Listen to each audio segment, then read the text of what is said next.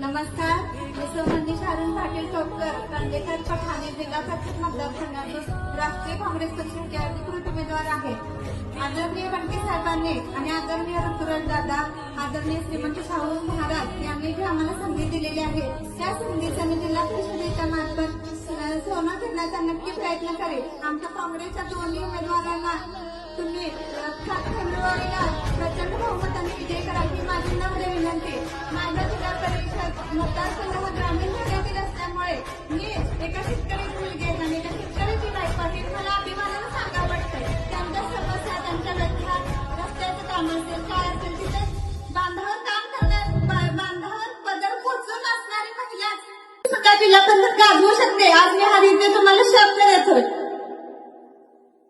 AC गाडीत बसून महिलांच्या समस्या समजून घेता येत नाहीत. माझी तुम्हाला नम्र विनंती आहे, एका सामान्य कार्यकर्त्याला जी संधी साहेबांनी दिलेली आहे ती तुमच्या मदतीने मी पूर्ण करेन.